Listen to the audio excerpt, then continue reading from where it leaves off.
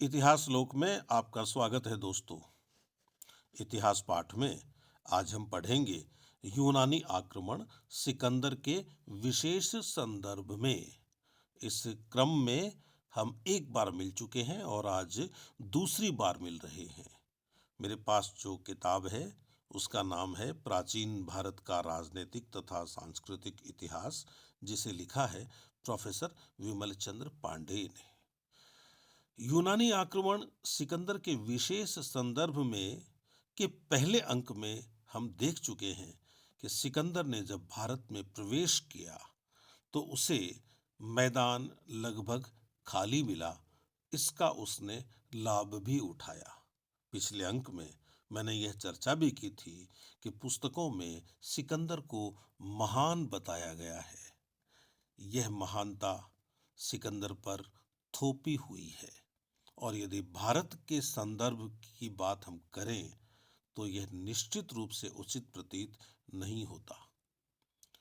सिकंदर निश्चित रूप से एक योद्धा था, साहसी था, बहादुर था, हम मानते हैं, लेकिन वह महान था यह हमें अंग्रेज सिखाकर गए और हम आज तक उसे ही सीखे हुए बैठे हैं। सिकंदर के आक्रमण के सिलसिले में मैं आज के इतिहास पाठ का प्रारंभ करता हूं। सिकंदर ने किस मार्ग का अनुसरण किया यह पूरी तरह बताना दुष्कर है, किंतु इतना निश्चित है कि कुन्नर की विशाल घाटी में जितनी बार रणभेरियां बजीं उतनी बार सिकंदर के चुने हुए यूरोपीय सैनिकों के दांतों तले पसीना आया। इसी प्रदेश में एक अज्ञात नाम नगर के विरुद्ध रणस्थल में स्वयं सिकंदर की भुजा को भेदता हुआ शत्रु एक शल्य निकल गया।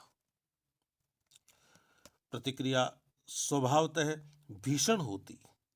समस्त नगर धराशायी कर दिया गया और सभी निवासी तलवार के घाट उतार दिए गए। केवल वे ही अवशिष्ट रह सके जिन्होंने पर्वतमालाओं में जाकर शरण ली। इस जिले के पूर्व विजय के लिए क्रेटरस और कतिपय अन्य उच्च पदाधिकारियों को छोड़ते हुए अश्वकों के दमन के लिए सिकंदर और आगे बढ़ा। अश्वकों ने सिकंदर के इस आक्रमण का समाचार पाते ही अपनी राजधानी त्याग कर गिरिकंदराओं की शरण ली। तत्पश्चात सिकंदर ने बजोर की घाटी में प्रवेश किया। दूसरे मार्ग से भेजे हुए सैन्य दल का सिकंदर से यहीं पर मिलन हुआ। कर्टियस हमें बताता है कि अश्वकों को पराभूत करने के पश्चात सिकंदर न्यासा नगर की ओर बढ़ा। न्यासा नगर के निवासियों ने सिकंदर का विरोध नहीं किया बल्कि उनकी सहायता की। उनके नेता अकुफिस ने सिकंदर को अनेक उपहार समर्पित किए और बताया कि अब हम मित्र हो सकते हैं। सिकंदर और उसके सैनिक इस वार्ता से काफी संतुष्ट हुए और संतुष्टि का परिणाम यह हुआ कि न्यासा नगर ज्यों का त्यों रह गया, उसे नष्ट भ्रष्ट नहीं किया गया। मित्रों, ये जो न्यासा नगर का जो नेता था अकुफिस, उसके इस काम के दो अर्थ लगाए जा सकते हैं।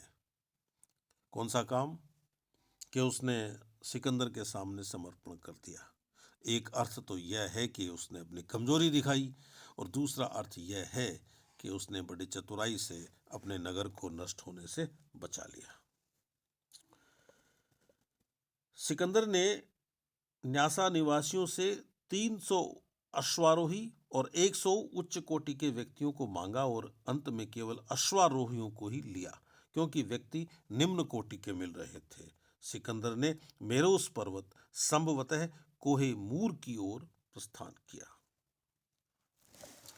गौरी नदी अपनी गहराई तथा गति की तीव्रता के कारण सिकंदर के लिए एक समस्या थी। मैं आगे की बात कर रहा हूं। फिर भी इस प्रकार की कठिनाई को कठिनाई न समझने वाले सिकंदर ने उस नदी को पार किया और वह मस्सग नगर के सामने पहुंच गया। मस्सग नगर उस समय का एक बड़ा नगर था। मस्सग पर 4 दिनों तक घेरा पड़ा रहा। प्रारंभ में ही सिकंदर के पैर में साधारण शल्य व्रण हुआ, किंतु यूनानी युद्ध कला और यूनानी शस्त्रास्त्र अंततोगत्वा सफल हुए। मस्सग का प्रधान चौथे दिन एक यूनानी अस्त्र का शिकार बन गया। पराजित पक्ष की ओर से 7,000 भाड़े के सैनिक थे, जो प्रधान की मृत्यु के पश्चात युद्ध को रोक देना चाहते थे। सिकंदर के साथ वार्ता प्रारंभ की गई, किंतु विराम के अनंतर जब वे अपने अपने गृह जाने को उद्यत हो रहे थे, सिकंदर ने यह समाचार पाया और निर्दयतापूर्वक उनमें से अधिकांश को मौत के घाट उतार दिया। विश्व विजय की वीणा उठाए हुए वीर के लिए यह कलंक की बात थी, और हम सिकंदर को महान भी कहते हैं। ध्यान दे लेना चाहिए कि उसे महान कहना चाहिए या नहीं कहना चाहिए। मैं तो ये समझता हूं कि उसे एक निकृष्ट आक्रांता कहना चाहिए। विश्व विजय की वीणा उठाए हुए वीर के लिए यह कलंक की बात थी, क्योंकि सिकंदर ने इन धनार्जित सैनिकों द्वारा की जाने वाली प्रभूत क्षति से बचने के लिए इनसे एक संधि की थी और बाद में प्रवंचनापूर्वक उनकी हत्या करवा दी। उस अप्रतिम वीर के इस कायरतापूर्ण कार्य का समर्थन किसी भी देश के किसी भी काल के नैतिक नियमों द्वारा नहीं किया जा सकता। डायोडोरस और प्लूटार्क दोनों ने इस हृदयहीन कार्य की निंदा की है। लिखा हुआ है, Alexander's conduct on the occasion was a foul blot on his martial fame. रक्षकों के नष्ट हो जाने के पश्चात मस्सग का पतन कोई कठिन कार्य नहीं था। एरियन के अनुसार मस्सग की महारानी और राजकुमारी को बंदी बना लिया गया। अब बात करते हैं पुष्कलावती की। स्वात की घाटी में युद्ध का अंतिम चरण बजीरा यानी वीर कोटि तथा ओरा यानी उदयग्रम पर केंद्रित था। कुछ परेशानियों के पश्चात दोनों स्थानों पर अधिकार कर लिया गया और सिकंदर पेशावर की घाटी की ओर बढ़ा। सिकंदर ने सिंध के पश्चिम के समस्त भाग के क्षत्रप निकेनार को क्षत्रप के रूप में निकेनार को नियुक्ति दी और यहीं पर पुष्कलावती की, जो गांधार की प्राचीन राजधानी थी, अधीनता स्वीकार कर लेने की स्वीकृति सिकंदर को मिली। सिकंदर ने अभी सिंध पार नहीं किया था। इसके पूर्व अभी उसको आर्नो पर स्थित अस्केनाई लोगों से निपटना था। स्टेन ने इस स्थान का समीकरण पर्वतमालाओं के मध्य में स्थित पीर सार तथा उन सार से किया है। आर्नो पर अधिकार करना कोई सरल कार्य नहीं था। एरियन ने इस स्थान का विस्तृत वर्णन किया है। वह बतलाता है कि 6,600 फीट ऊंचे चट्टान पर यह स्थान रिक्त था और इसका घेरा 22 मील था। दक्षिणी सीमा पर सिंध की नदी किलोल करती थी। इस पर पहुंचना अत्यंत कठिन था, क्योंकि पहुंचने के लिए एक ही मार्ग था और वह भी दुर्गम था। एरियन बतलाता है, it was ascended by a single path cut by the hand of man yet difficult। इस प्रकार की किंवदंती प्रचलित थी कि उस स्थान को अधिकृत करने में हरक्यूलिस को भी निराश होना पड़ा था। कदाचित इस प्रचलित लोक गाथा ने सिकंदर की उत्सुकता को और भी बढ़ाया हो, किंतु सिकंदर की सारी योजनाएं आर्नो की चट्टान से टक्कर लेकर चूर होती दिखाई पड़ रही थी। सिकंदर किम कर्तव्य विमूढ़ हो गया था। ऐसी भयानक परिस्थिति में पड़ोस के कुछ लोगों ने स्वयं सिकंदर की अधीनता स्वीकार की और पथ प्रदर्शन के लिए उद्यत हो गए। टालमी उन लोगों की सहायता से एक सुविधाजनक चट्टान पर पहुंचा और उसने वहां पर युद्ध की तैयारी की। सिकंदर को सूचना देने के लिए टालमी ने एक उच्च स्थान पर प्रकाश स्तंभ का प्रबंध किया। सिकंदर ने इस सूचना का अर्थ समझ लिया, किंतु साथ ही आर्नो के सैनिकों ने भी इसको समझ लिया और इससे पूर्व कि सिकंदर टालमी से मिल सके, उन लोगों ने सिकंदर के मार्ग को रोका। इस कार्य में वे लोग सफल रहे, किंतु टालमी द्वारा निर्मित किलेबंदी को वे नष्ट न कर सके। फल यह हुआ कि रात्रि में उनको लौटना पड़ा। उसी रात्रि में सिकंदर को आर्नो पक्ष के ही किसी प्रवंचक भारतीय की सहायता मिली और सिकंदर ने टालमी को एक पत्र लिखा कि उसको भारतीय सेना पर पृष्ठभाग से उस समय आक्रमण करना चाहिए जब वे सिकंदर की सेना को ऊपर जाने में प्रतिरोधित कर रहे हों। दूसरे दिन ऐसा ही हुआ और सिकंदर की मुख्य सेना को टालमी के व्यक्तियों से संयुक्त होने में आर्नो के रक्षक बाधक न बन सके। इतनी सफलता पाने पर भी पीर सार की स्थिति इतनी पुष्ट थी कि उस पर आक्रमण करना सरल कार्य नहीं था। सिकंदर के आदमियों को एक विशाल मिट्टी का टीला तैयार करना पड़ा। यह कार्य 3 दिन तक होता रहा और चौथे दिन जाकर यूनानी सेना ने एक छोटी सी चट्टान को अपने अधीन कर लिया। टीले के निर्माण का कार्य लगातार चल रहा था। भारतीयों का विरोध भी लगातार चल रहा था, किंतु अंत में टीले का निर्माण हो गया और उसको यूनानियों ने अधीनस्थ चट्टान के धरातल से संयुक्त कर दिया। भारतीयों ने इस असाधारण कार्य की सफलता तथा अपने प्रतिरोध की विफलता देखकर सिकंदर के साथ युद्ध विराम की वार्ता प्रारंभ की।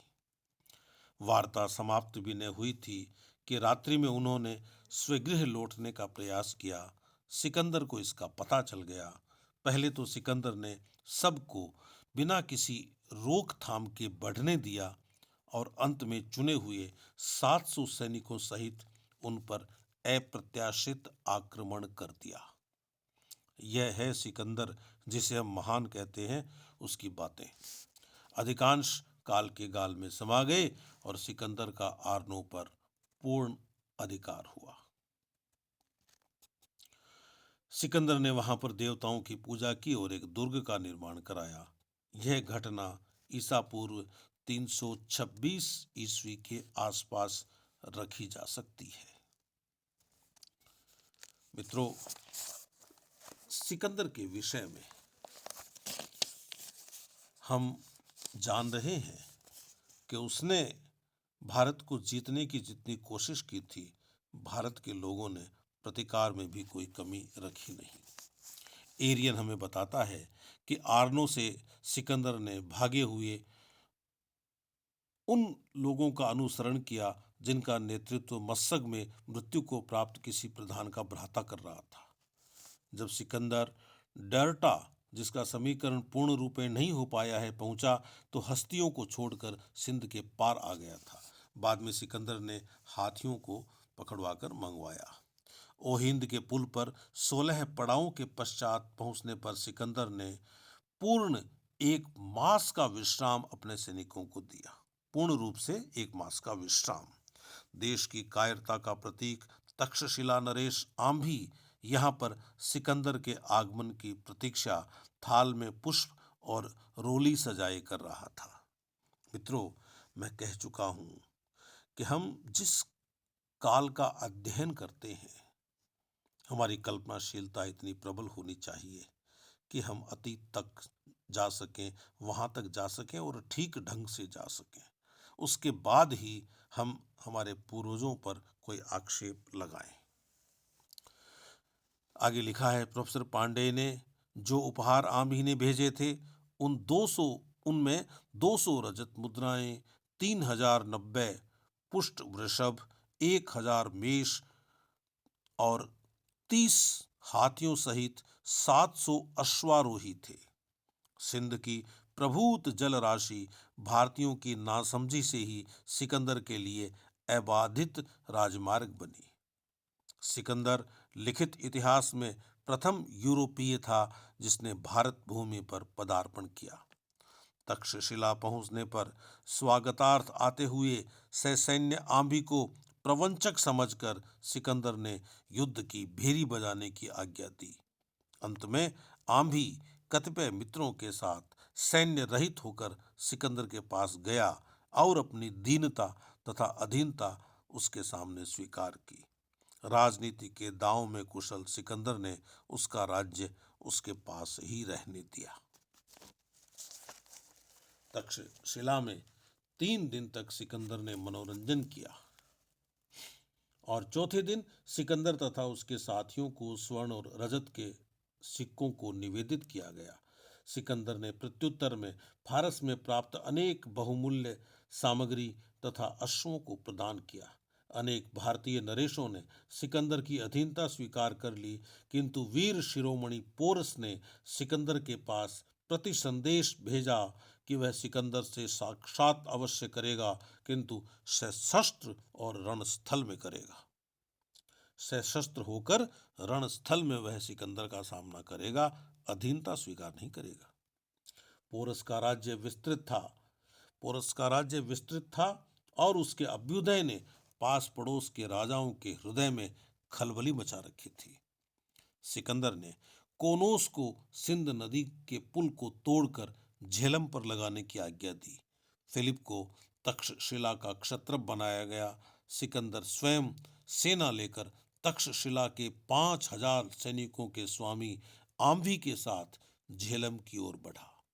मार्ग में सिकंदर ने पोरस के भतीजे स्पीटेसीज को अभिभूत किया और वितस्ता अथवा झेलम के तट पर पहुंचा। तो मित्रों, यह था आज का इतिहास पाठ। अगले इतिहास पाठ में हम पुरु की युद्ध से संबंधित तैयारी को पढ़ेंगे और फिर आगे की घटनाएं पढ़ेंगे। तब तक के लिए नमस्कार।